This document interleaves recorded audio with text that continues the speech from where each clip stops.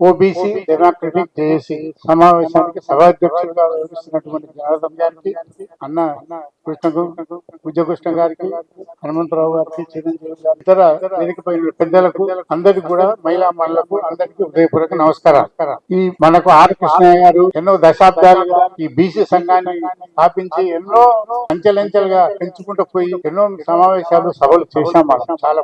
అయితే మనకు ఒకటే ఉద్దేశం ఏంటంటే కృష్ణయ్య గారు కూడా మన బీసీ ముఖ్యమంత్రులు కావాలి, మంత్రులు కావాలి, వాళ్ళు అందరూ కూడా ఎలిజిబిలిటీ వాళ్ళకు తప్పనిసరిగా వాళ్ళు మంత్రివర్గంలో ఉండాలి అనే ఉద్దేశంతో మన బీసీలు ప్రభుత్వం అయితే బీసీలకు కావలసిన వనరులన్నీ కూడా మనం సమకూర్చుకోవడానికి వీలుగా ఉంటుందని ఎన్నోసార్లు చెప్పారు వాస్తవంగా. అయితే దానికి ఏ ప్రభుత్వం వారు కూడా మనకు సహకరించకుండా, మనకు ఏమాత్రం అవకాశాలు ఇవ్వకుండా బీసీలను చిరుచూపు చూస్తూ అన్నిట్లోనూ కూడా మనకు అన్యాయం జరుగుతుంది. ఈ మధ్య జరిగిన కులగణనలో కూడా మనకు సరైన అవగాహన లేకుండా వాళ్ళు ఇప్పుడు మా విశ్వబ్రహ్మణ ఐదు వర్గాలు ఉంటాయి, కమ్మరి, ఒటంగి, కంచరి, శిల్పి, సన్నకార.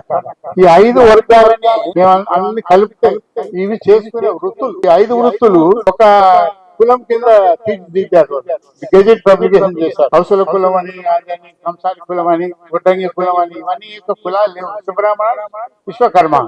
ఉత్తర భారతదేశంలో విశ్వకర్మ, దక్షిణ భారతదేశంలో విశ్వకర్మ. మన 2 తెలుగు రాష్ట్రాల్లో మాత్రమే విశ్వబ్రాహ్మణులుగా ఉన్నారు. ఇటువంటి తప్పులు ఎన్నో చేస్తున్నారు. దానిపైన మేము హైకోర్టుకు వెళ్లి ఒక డైరెక్షన్ తీసుకొచ్చి గవర్నమెంట్ ఇచ్చాం.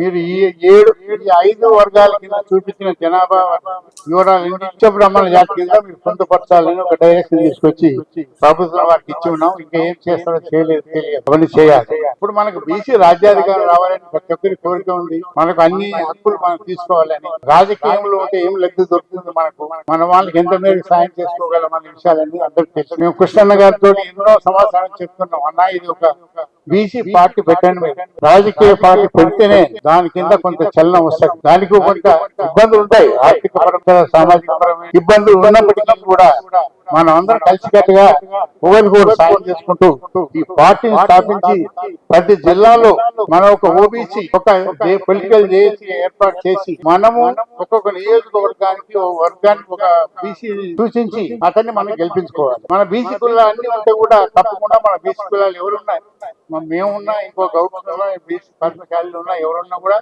వాళ్ళు తప్పకుండా సాయం చేసినట్టు. ఎందుకంటే వాళ్ళ క్యాండిడేట్ కూడా ఇతర బీసీ వర్గాలన్నీ కూడా సాయం. కనుక ఇది ప్రతి జిల్లాలో ఒక పొలిటికల్ పార్టీని ఏర్పాటు చేసి జిల్లాలో కార్యవర్గాన్ని ఏర్పాటు చేసి మనం వచ్చే ఎన్నికల్లోపు మనం ఎన్నికలు పోతే డెఫినెట్ గా మనకు ఒక సాధ్యమైన మంచి రిజల్ట్ వస్తుందని నేను భావిస్తున్నాను. దీనికి అందరూ కూడా సహకరిస్తారు. కృష్ణయ్య గారిని ముందుండి పెద్దలు చిరంజీవి గారు వచ్చారు, వారు కూడా. తర్వాత హనుమంతరావు అన్న పెద్దన్న మా ప్రాంతమే అమర్పేట.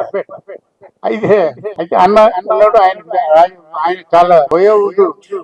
పొలిటికల్ పార్టీ వీళ్ళందరూ కలిసి కూర్చొని నా ఉద్దేశం అంటే ఒక పొలిటికల్ పార్టీ చేయాలి. ప్రతి జిల్లాలో మనం ఒక వర్గం, మనకు ఒక జేఏసీ ఉండాలి. మన వాళ్ళు తప్పకుండా అన్ని కులాలు సహకరించుకుంటూ ఉండొచ్చు. కొంతమంది వేరే పార్టీలో ఉన్నటువంటి కాంగ్రెస్ పార్టీ కానీ, టీఆర్ఎస్ కానీ, బీజేపీ కానీ ఏమున్నా కూడా వాళ్ళందరినీ కూడా మనం ఏం తీసుకురావాలి. వాళ్ళు ఎన్నుకోవద్దని కాదు, మన వాళ్ళు మనకు కావాల్సిన ముఖ్యమంత్రి అయ్యేటువంటి స్ట్రెంత్ ని మనం ఎన్నికల ద్వారా చేజిక్కించుకుంటే తప్ప మనకి ఎవరు సాయం చేయరు, ఏదో మాటలు చెప్తారు, అన్ని విధంగా వెళ్ళిపోతాయి. కనుక ఈ విషయం మీద చర్య తీసుకోవాల్సిందిగా ప్రార్థిస్తూ ముగిస్తాను. జై హింద్.